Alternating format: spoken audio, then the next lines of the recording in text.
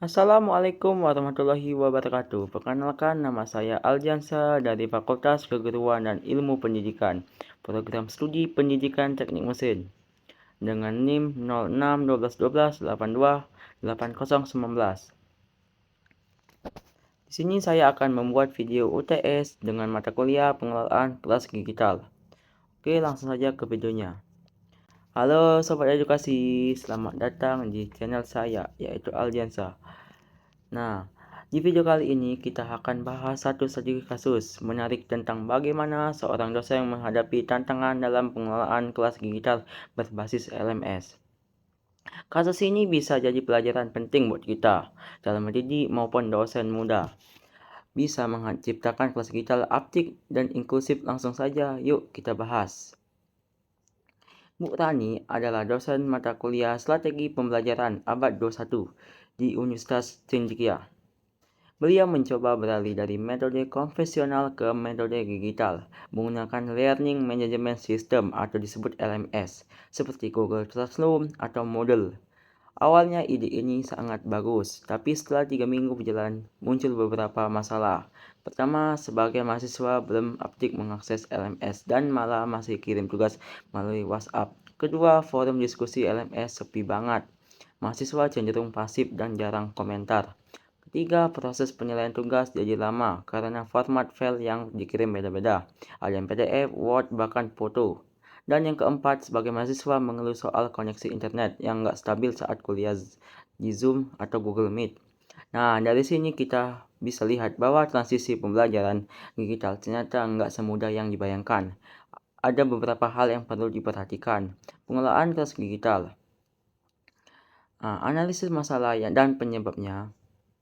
Kita dapat dianalisiskan berdasarkan teori pengelolaan kelas digital. Ada beberapa penyebab utamanya. Nah, kenapa masalah itu muncul? Pertama, literasi digital mahasiswa masih rendah.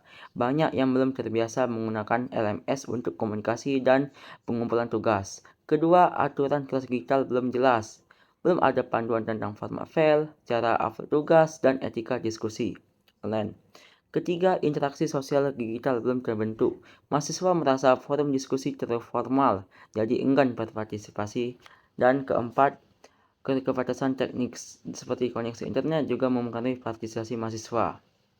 Dalam teori Alderson dan tahun 2011, keberhasilan kelas digital itu tergantung pada 3 hal, yaitu kehadiran dosen, interaksi sosial, dan keterlibatan berpikir mahasiswa. Nah, Bu Rani sudah punya kehadiran dosen, tapi sosial dan kognitif dan keterlibatan mahasiswa belum kuat. Nah, kita ada pun strateginya. Nah, kita langsung ke solusinya. Ada beberapa strategi yang bisa dilakukan Bu Rani untuk melakukan kelas digital jadi lebih efektif dan lebih inklusif. Yang pertama, sosialisasikan dan pelatihan penggunaan LMS. Sebelum kuliah dimulai, Bu Rani bisa bikin orientasi singkat dengan cara menggunakan LMS, misalnya lewat video tutorial atau sesi lab pertama untuk menjelaskan fitur-fitur dasar seperti upload tugas, forum diskusi, dan cara melihat nilai. Tujuannya biar semua mahasiswa punya kemampuan digital yang setara. Yang kedua, aturan dan standar. Buat pedoman kelas digital yang isinya berupa: pertama, platform utama yang wajib digunakan, misal hanya Google Classroom. Yang kedua, format tugas harus sama, misalnya PDF. Yang ketiga, aturan tegak waktu dan etika komunikasi di forum. Dengan aturan yang jelas, mahasiswa jadi tahu ekspektasi dosennya. Dan yang ketiga, mengaktifkan forum diskusi. Supaya forum LMS nggak sepi, Bu Rani bisa menggunakan pertanyaan pematik. Contohnya, bagaimana penerapan strategi pembelajaran di abad 21 di sekolah kejuruan seperti di SMK. Pertanyaan terbuka ini memicu mahasiswa untuk berpikir kritis dan berinteraksi. Selain itu, bisa juga pakai aplikasi tambahan seperti Padlet, Mentimeter, Kahoot biar diskusi lebih interaktif dan menyenangkan. Yang keempat, penilaian tugas yang efisien. Gunakan rubrik penilaian digital yang ada di Google Classroom. Dengan begitu, penilaian bisa langsung dilakukan di sistem tanpa harus buka file satu-satu. Dan yang paling penting, standarkan format file supaya lebih mudah diperiksa. Dan yang kelima, sinkron dan asinkron. Karena ada mahasiswa yang kendala koneksi internet, Bu Rani bisa pakai sistem blended learning. Jadi ada bagian yang sinkron seperti Zoom untuk diskusi langsung dan ada bagian asinkron seperti video rekaman yang bisa kita akses kapan saja. Dengan begitu, semua mahasiswa bisa tetap belajar sesuai kondisi masing-masing. Adapun beberapa alat digital yang direkomendasikan.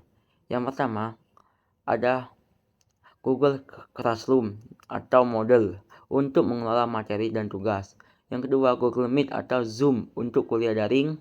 Yang ketiga, ada Padlet atau Kahoot atau Mentimeter untuk aktivitas interaktif. Dan yang keempat, ada Canva dan Gboard untuk kolaborasi visual. Dan yang terakhir ada Search, dan Grammarly untuk mengecek orientasi dan kualitas mahasiswa itu tersebut. Dan yang terakhir ada pun peran dosen dan mahasiswa. Dalam menciptakan kelas digital yang sukses, peran dosen dan mahasiswa sama-sama penting. Dan ada pun peran dosen yaitu dosen berperan sebagai fasilitator dan motivator. Artinya, dosen bukan cuma menyampaikan materi, tapi juga membimbing dan penyemangat.